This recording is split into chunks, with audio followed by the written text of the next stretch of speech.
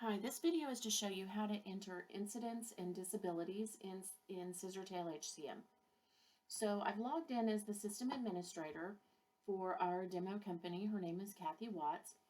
And the best way to do this is to click on the hamburger, and inside the quick search bar, I can just start typing the word incidents, and it brings up a report under HR maintenance that we can use to view incidents and also to add new incidents.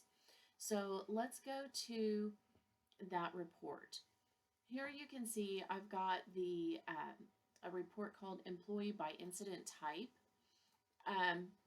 And so we can see all of the different incident names. The incident types are on here as well.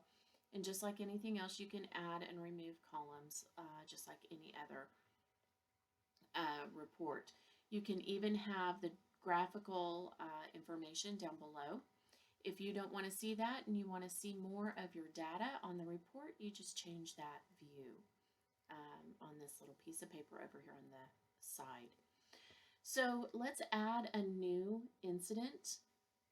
So we'll just click the Add New. We'll find our employee that had the incident. We've got different types of incidents available.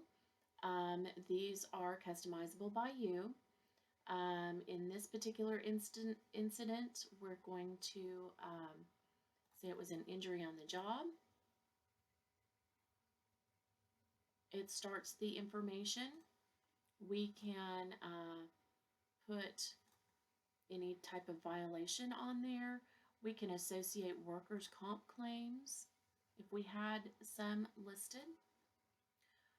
If we needed, we could save this page here, and we could go on into the workers' claims, and we could add a new workers' comp claim from here and begin working on, then we could bring over and associate or relate that workers' comp claim to this incident. So we just record the information as to when this happened. So we're going to say that it happened today at 8:15 a.m. They reported it today at, let's say, 8:30 a.m. And we're going to leave it opened until it's time to close it. It's a medium priority. He cut off the tip of his finger while playing with the shop saw. I don't know. We can list when the employee signed any of the information. We can have the policy where he signed off on his safety violation. We can list information about what the resolution is going to be. We want to have an update as to how, or a report back from him, a written report as to what he did wrong and how he's going to change that in the future. And we have a target date, a resolve date, and we can list the resolution out here.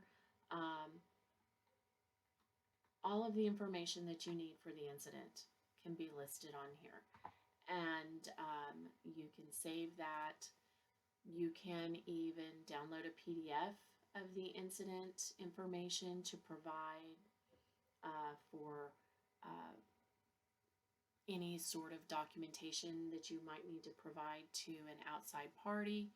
And so that's basically all you have to do to add an incident. So you can see that we have opened, in progress, and closed statuses on these incidents. So you'll be able to see the different items. You can filter by those and be able to do your follow-ups. You could have reports created that would have an email schedule set on those.